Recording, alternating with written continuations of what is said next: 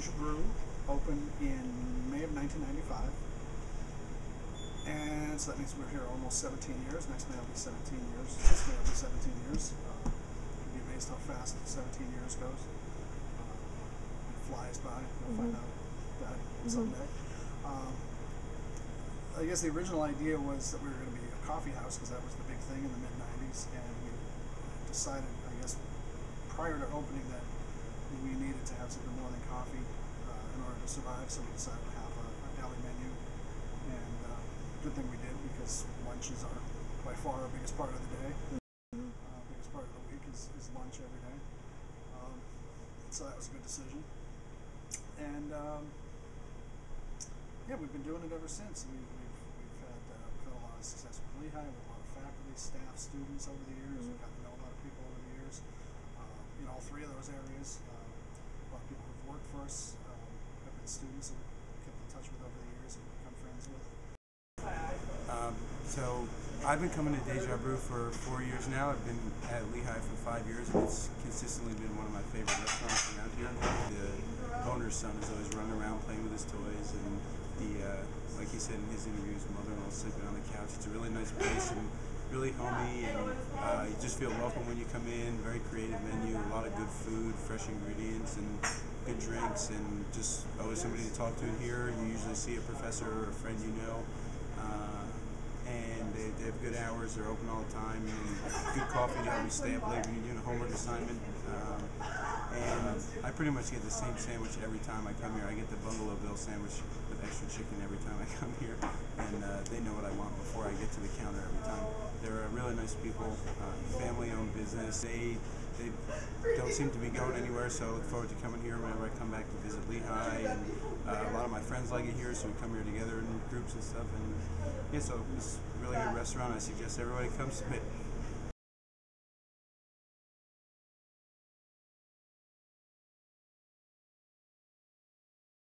I started coming here my freshman year, second semester. I don't know. There's a coffee shop I go to in my hometown frequently, and when I first came here, I didn't really have any analog to that or anything I could really compare it to. And then I found this place, and I've been here almost every day since I've been here. Like I come pretty much every day. For a while at the beginning of the year, I was going down to Horns, but not so much for coffee as for food. And then I really couldn't afford that anymore. I don't really buy too much other than coffee at coffee shops like this. Occasionally I'll get a sandwich, but most of the time I just get coffee.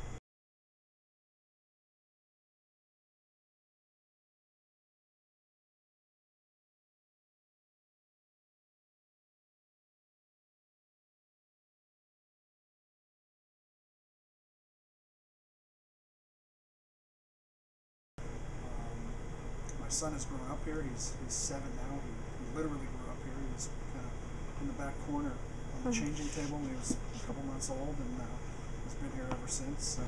So he terrorized people for a few years when he was a little kid, and then he went to school, and he's not quite such a terror anymore.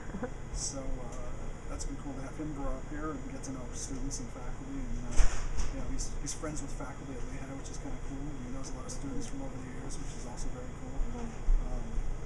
And that's also made him a lot more outgoing, a lot more social, more well-rounded than a lot of his contemporaries in first grade, I think. He's been around adults and learned adults for a long time, ever since he was a little kid, so that's kind of cool. We also do a film festival, which started here with a Lehigh grad and a couple of Lehigh profs and some small business owners. We started it out of here, and this will be our 9th year this summer. So a lot of the decor on the front half of the place is dominated by Film Fest stuff, and the ceiling is a logo.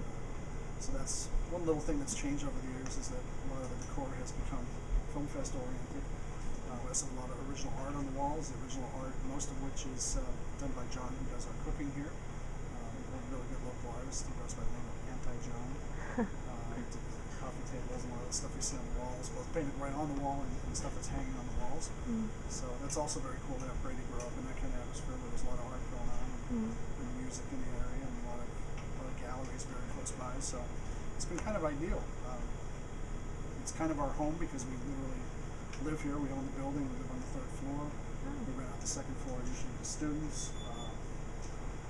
This is kind of like our first floor of our home. Basically, in the summer, it's more like a home than a business. My mother-in-law is usually sleeping over on the couch.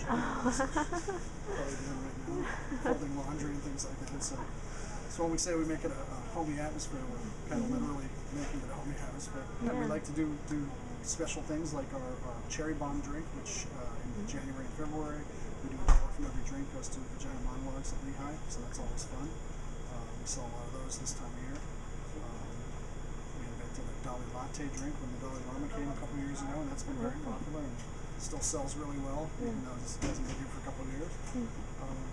We add different sandwiches over the years and name them for movies and sports figures and local people and things like that. So that's kind of fun. There's a certain group of faculty who come in only in the summertime. I think they try to avoid students. And when there's break, they appear and they're kind of like clockwork. They're here when there's no students around. And summertime is really it's not. It's a little bit slower. We cut our hours a little bit. But, there's different things. There's a lot of groups who come on campus during the summer, like Global Village and Governor's School, and we get a lot of that business. We usually get a lot of business from Eagles Camp in August for a couple of weeks. We get a lot of the writers who come in, who've been coming in for years now, 15, 16 years, we've gotten to know really well. And an occasional player, more so we see a retired player or two, but we get a lot of writers, and some of the national writers like Peter King from Sports Illustrated comes in almost every year when he's at camp. He didn't make it this past year because he was in a real hurry, but usually writes us up in his column on SI.com, which is very cool. And tons of people see that, and people come in throughout the year and say, "Hey, I read about you on Peter King," so that's always very cool. And it's nice to get to know kind of a national sports guy, who's on TV every week, and you get to say, "Brady, look, it's our buddy Peter King." So that's kind of cool. So and he's a great guy, a really, really nice guy. So it's been a lot of fun.